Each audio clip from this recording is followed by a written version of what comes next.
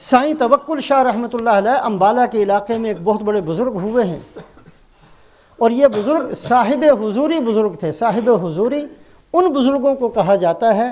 جن کا باطن اندر اتنا پاک اور اتنا صاف ہو جاتا ہے کہ جن کو ہر روز رسول پاک علیہ الصلوۃ والسلام کی زیارت ہوتی ہے۔ جن خوش نصیب افراد کا اندر، ان کے اندر اتنی پاکی ہوتی ہے،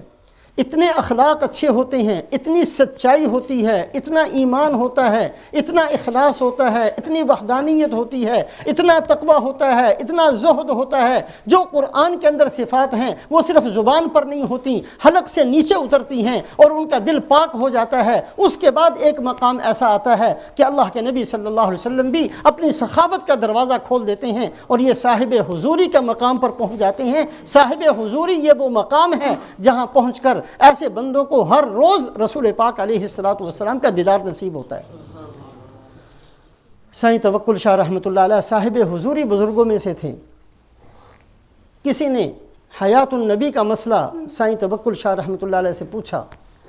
تو فرمانے لگے کہ حیات کا مطلب یہی ہے کہ جو سخاوتیں آپ صلی اللہ علیہ وسلم کی مبارک زندگی کے اندر تھیں وہ آج بھی موجود ہیں، جو عنایات، جو توجہات، جو آپ صلی اللہ علیہ وسلم مرحمت فرمایا کرتے تھے، لٹایا کرتے تھے، اگر آج بھی صلاحیتیں موجود ہو تو اللہ کے نبی صلی اللہ علیہ وسلم کے دونوں ہاتھ آج بھی سخاوتوں کے لیے کھلے ہوئے ہیں۔ اللہ ہم سب کو توفیق نصیب فرمائے۔ اس سیرت طیبہ کے اس پہلو کو سامنے رکھتے ہوئے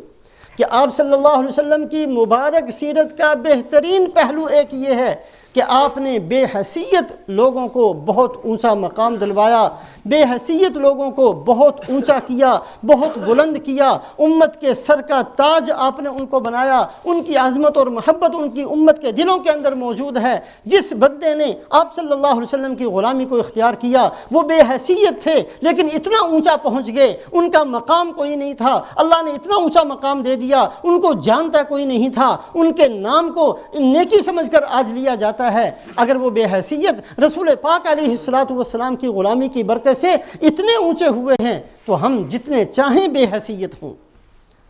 ہمارا کوئی مقام اور مرتبہ نہ ہو، ہم ٹکے کے آدمی ہوں، لیکن جتنی رسول پاک علیہ الصلوۃ والسلام کی غلامی ہم اختیار کرتے چلے جائیں گے، اللہ پاک ہمیں بھی عزتوں سے نوازیں گے، اللہ پاک ہمیں بھی بلند فرمائیں گے، اللہ پاک اس امت کی بلندی کا فیصلہ بھی فرمائیں گے۔ کبھی تنہائی میں بیٹھ کر دو آنسو بہا کر اس بات کو سوچا کریں، کیا ہماری زندگی میں ہم نے کبھی بھی یہ سوچا ہے کہ کاش میری زندگی میں ایسا وقت آ جائے کہ ساری سنتیں میرے اندر موجود ہوں؟ کبھی سوچا میں نے، آپ نے کبھی رات کی تاریکی کے اندر بیٹھ کر ہم نے یہ سوچا ہے کہ کاش کبھی ایسا وقت میری زندگی کے اندر آ جائے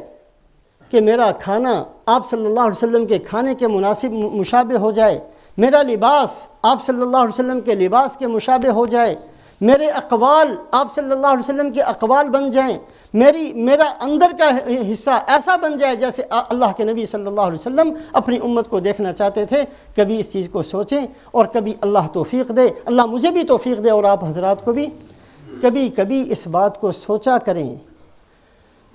اگر آج رسول پاک علیہ الصلوۃ والسلام موجود ہوں، میری شکل قبول ہوگی آپ کے ہاں؟ میری جو ہر وقت میں بولتا ہوں، یہ میری باتیں آپ سن رہے ہوں، ان کو قبول فرمائیں گے؟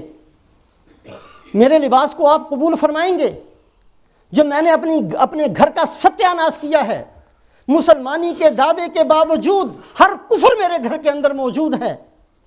مسلمانی کے دعوے کے باوجود میرے گھر کے اندر سے ہر سنت کا جنازہ نکلتا ہے،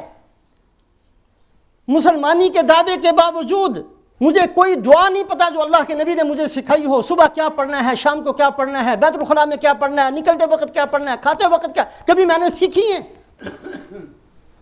کبھی اس بات کو سوچ لیں، اگر اللہ کے نبی صلی اللہ علیہ وسلم آج موجود ہوں تو ہماری زندگی کو قبول فرمائیں گے؟ ہرگز نہیں قبول کریں گے۔ ہم نے کیا ہم خود جانتے نہیں قبول ہوگی۔ ہم نے دین کو نکالا ہے اپنی زندگیوں سے، ہم نے دین کو نکالا ہے اپنے لباس سے، ہم نے دین کو نکالا ہے اپنی شکل و صورت سے، ہم نے دین کو نکالا ہے اپنے دل اور دماغ سے۔ صرف زبان سے لا الہ الا اللہ پڑھنے سے یہ بھی اللہ کی بہت بڑی نعمت ہے، لیکن سارے مسئلے نہیں حل ہوتے۔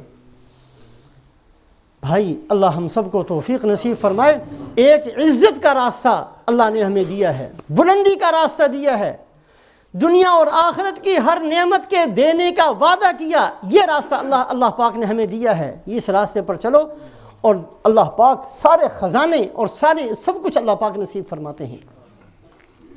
خلاف پیمبر کسے رہ گزید کہ ہرگز بمنزل نہ خواہد رسید، لیکن اگر نبی کے راستے کو چھوڑ کر چلو گے دھکے ہی دھکے ہیں، کچھ نہیں ہے اس کے علاوہ۔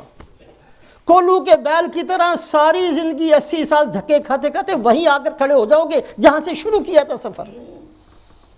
اللہ پاک ہم سب کو توفیق نصیب فرمائے، زندگی کے اندر اس بات کا ارادہ بھی کریں، کوشش بھی کریں، دعا بھی فرمائیں کہ اللہ پاک رسول پاک علیہ الصلوۃ کی مبارک زندگی ہمیں پوری کی پوری نصیب فرمائے اور کامل اتباع کی توفیق ہم سب کو نصیب فرمائے۔